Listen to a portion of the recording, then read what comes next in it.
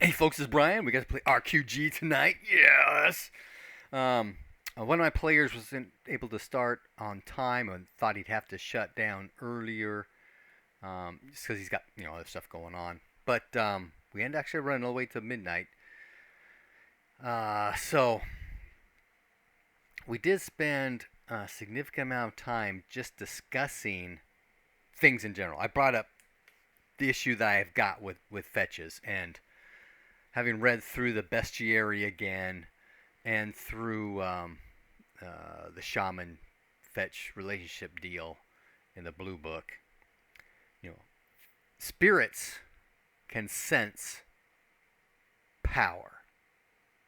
They're spirits, right? Sense. They don't see, they don't smell, they don't taste. They simply sense. They got this organ that senses other power, right? So I'm laying that over on top of the fetch. The fetch doesn't have, visibility, hearing, and that sort of thing.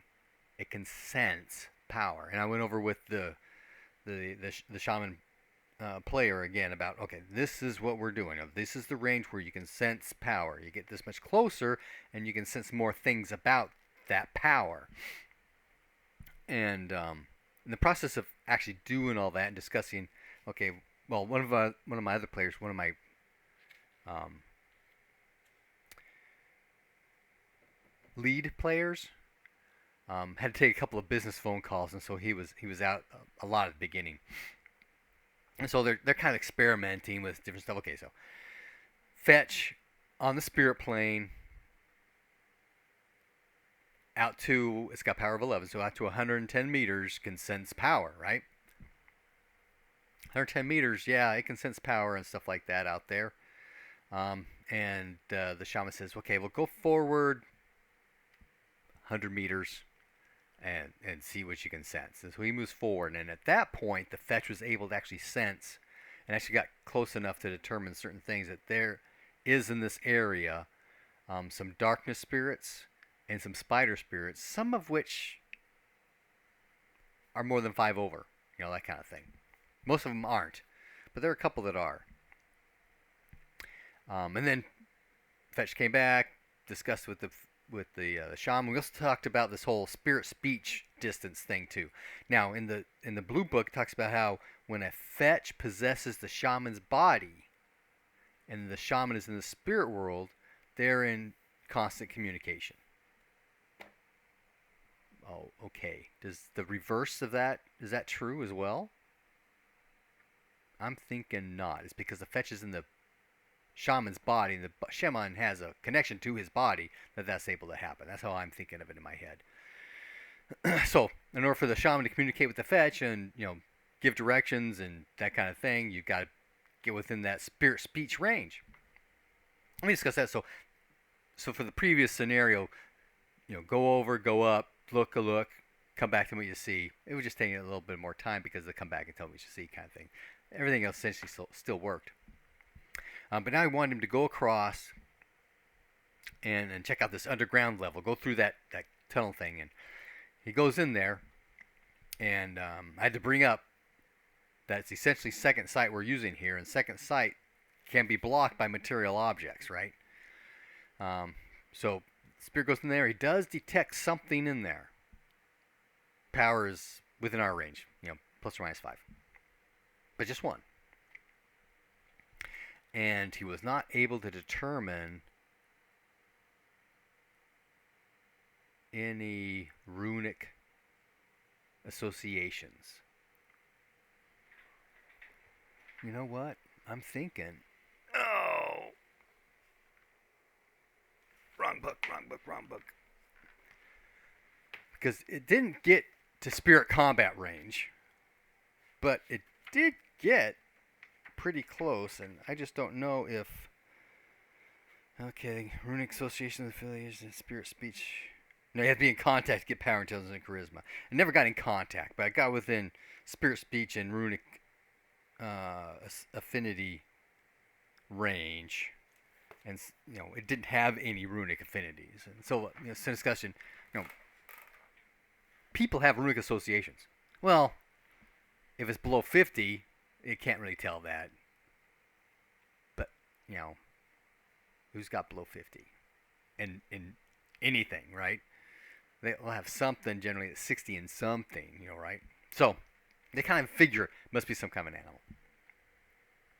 And there's some discussion about how the Fetchman manifest is a yellow bear, about having it romp out into the marsh to make a ruckus in the water to bring the crocodiles up, kind of thing. But spirits don't make a ruckus in the water unless they have a physical form like a naiad or a water elemental or something like that. So there was some discussion about that going on, which was all good.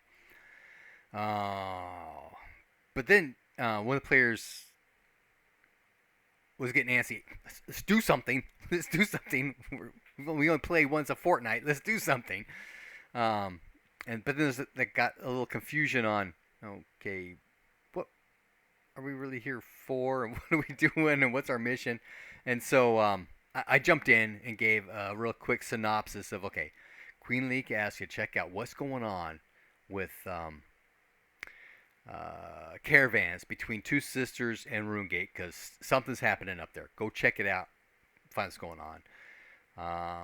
They went up there. They found the camp out with the water cultists. Attacked them. Took a couple prisoner. Took them to Runegate to ransom them off.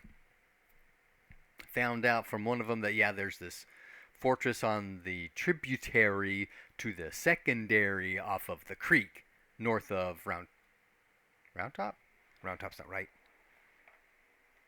Old Top. North of Old Top. And so they go back and start, they camp out up there, looking out there, and they saw the boat come along. And the vampires came up and attacked them. They take Juchi back to Runegate, get him healed up. And while they're there, the Lord Runegate asked them about, hey, we were expecting this caravan of a Shaker Temple priestess supposed to be coming here, but she hasn't showed. And so they went to Two Sisters, checked that all around, especially since I actually made a map for that thing. And they found out it was from the Redsmith, if I remember right, talking with them about, she came through, a couple days ago, kind of thing, heading south. So they went back south, trying to follow tracks and stuff, thinking, okay, maybe those guys that were up on the hill ambushing people may have been involved here. So they go up there, they find the campsite, saw it had been recently occupied. How this is in previous stuff, so I don't know why I'm rehashing it here. But anyway, but not now. And they follow. There's tracks of a cart, so they're following that. They find the cart. It's been beat up. There's been some actual combat here. They find blood spatters and stuff. Weren't any bodies though. And lots of tracks and stuff. And essentially two sets. A set of normal booted footprints heading northeastish around the edge of Old Top. And this other set of tracks has got a mixed match of everything. There's these huge boot prints. There's baboon prints. There's this creature, this clawed-like feet prints. And what appear to be human, barefoot prints. So they think that's the Shaker priestess being taken prisoner. And so they follow that down to the road. They do some searching down there, find the crossing point where they've crossed the road, continue on. It's heading towards Delecte's Marsh, or the Upland Marsh, Delecte's Swamp. Well, Upland Marsh. And as they get closer, following some tracks, heading towards the Odd Tower. And so heading towards our tower, they have the interaction with the river dragons. And so Arestra still wants to, find this priestess because she feels a need to protect and save her kind of thing. But then there's the whole why we're here in the first place and what's going on with the river pirates. And so the shaman has her enlightened owl fly around, quarter mile kind of thing. Look for any kind of movement, that kind of thing. Well, as soon as it takes off, it's flying around the tower. It knows that there is in fact a rope coming down from that upper level where it's got the the fence thing, the railing around it, going down. And there's some distance between, the swamp edge and where the rope came down. But an owl doesn't search that well. It can scan really well, but it doesn't search too well. But anyway, it goes around, and there's something in the marsh heading south in the water. I can tell that, that kind of thing. So there's a discussion. Okay, do we go to Two Sisters and get a boat and come back around? And there's a discussion of, well, what are we doing here in the first place? And this whole argument happens, right? And I may have caught that in the live play, which will be in the description. Because there's a lot of this whole back and forth discussion thing that I just didn't bother capturing. But once we started to actually seem to be playing, I tried to jump on at that point and record from there on out. And again, I don't know if my laptop's just getting too old. I know the battery's starting to swell. And they said it does things. Because the video capture just sucked again. And that's not normal. That's just something that's been recent. So I'm not sure about what's going on with that. But anyway, live playing in the description if you're into that kind of thing. So the party decides, okay, we're going to go back to Two Sisters. Okay, guys. Travel. Okay, we're traveling off-road to the road. That's going to take a number of hours. From the road to Two Sisters is going to take a couple more. It's going to get dark by the time you get to the road kind of thing. And random encounters. They run into some bandits on the way to the road. So I pull up some of my bandit stuff. And I think, I'm going to throw some of these water cultists into this. Because I've got an idea of what really happened with the caravan. And there's some water cultist interaction going on there. So anyway, but arrows come flying out. Two people are completely surprised. Everybody else either made a listen, or actually everybody else made a listen and a scan roll. So they hear something, looking, twang-a-tang, look, arrows, get shields up. So they're able to defend themselves. The other two did not. But they're in a chariot. And so, chariots protect from the abdomen. Really, seriously? From the abdomen down? I figured it should be just the legs myself, but that's what the rules say. And so Jarstakos, who is the chariot driver, got one of the first hits, and he was surprised. So, you got shot in the arm. You turn. What are you going to do? Oh, we're going to charge towards everybody. So they're charging towards everybody. Another volley of arrows come through, take down one of his horses, takes down the horse of the Yamalio. Well, it's not really Yamalio because he's Humal. The other guy. That's Yamalio. From the Grazelands. He's a Grazelander, right? Took his horse down. So, crashing horses, chariot stops, riding stops. More arrows come down. A couple of specials take out some limbs. Healing ensues. Another set of some people are on the ground moving forward. It's going to take a couple rounds to get there. One of them does mobility, so now it's going to take just one extra round. But he's doing evading as he's running, so it's got some modifiers to the hit kind of deal. More arrows come down, and then there's some people getting engaged, other people not. The archer, the Grazelander guy's an archer, so he finally gets his heal wounds spell to go off, heals his arm all up, and he starts firing back.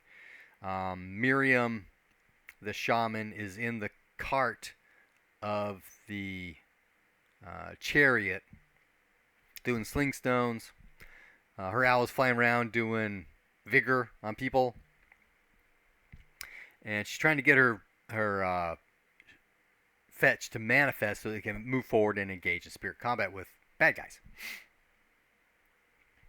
David moves up quick, and that stupid negate armor thing, holy cow, it got through his shield with a negate armor, and of course got through the armor after that, because it was just a little bit of armor anyway. These guys are, well, not particular one he was fighting had some armor. But most of these guys are bandits. 2 points chest, 1 point abdomen, nothing else. And after he takes that guy down, because he went through both shield and armor, and did a bunch of damage because he has strength and that kind of stuff. He goes, lots of damage. And so he starts looking around who's the closest one to get to, and I'm just doing some random stuff. I'm trying to keep track on cards with, because I want to have, I've got strike ranks and how many arrows against each person and that kind of stuff out here, so I can keep track of that on who's shooting who and that kind of trash. So he says, "Oh, who's closest?" All randomly. That's when the Restra, the other heavy fighter's coming towards to fight against. So anybody else, and that's going, well, okay. There are these three guys. They've got these blue cloaks on. They're coming your direction. Okay, I go after number 3. So I got number 3, and he's able to move to engage, but I don't think there was any actual combat done that round. And as he's moving up, he's casting spells, prepping for combat. The other 2 are coming forward because the archers were all up forward, and these 3 were kind of just back, watching what's going on. And then with people started going down, one guy got hit in the arm, so he took off. And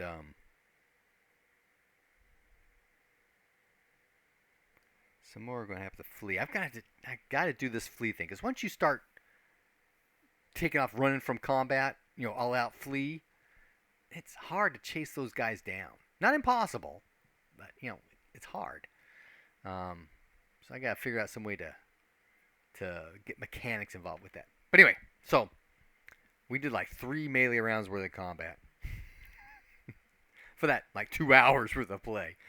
And so we were hitting 11:30 when I asked my guy who thought he had to leave at 11:30 if he was still good, or if we need to close out now, and he said I can do one more round. So we did one more round, which took a half an hour because we ended at midnight. And let's see, David's fighting that guy. David took that guy out. Miriam took that guy out, so he split. The rest was engaged with that guy. The fetch is engaged with that guy. Juchi's firing on this dude. Oh, he went down hard. That's right. Juchi got a critical success? Yeah. A critical success with his arrow. Oh, which actually brought out an interesting, not conundrum, but question issue. People are firing arrows at you. You don't get to parry them. Do you get to dodge? Can you dodge arrows? I think so. I mean, I have almost dodged arrows before myself. So, I was actually trying to parry. Was what I was trying to do, but I didn't get my shield up high enough and hit me right at the top of the helm kind of deal. I thought it caught the shield, or was so far up on the helm that it wouldn't have counted, but the archer was all pissed. So, hey, I was visiting, so I let him take me out. So I did let a couple of people roll dodges, because, they can't get hit. If they do get hit, they're going down, that kind of thing. But if I get a critical success against your covered area, what does that mean? So I treated it as a normal parry. And while the bad guys got a handful of specials during the entire combat, Juchi did get a critical.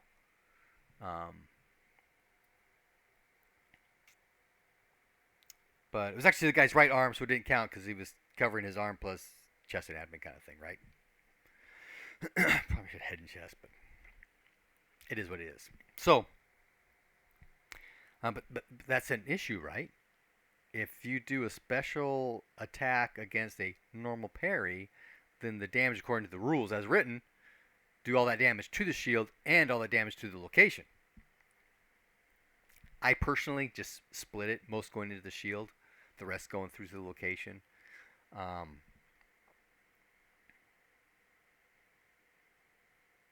So, how do you guys handle that? Because I've never really worried about that before. I don't think we ever should come across that, or maybe I just wasn't thinking about special and critical successes with arrows against areas covered with your shield. I'm not sure, but that's how I handled it, as a normal parry, and we do the mechanics off the matrix. But that pretty much covers the session. Happy gaming!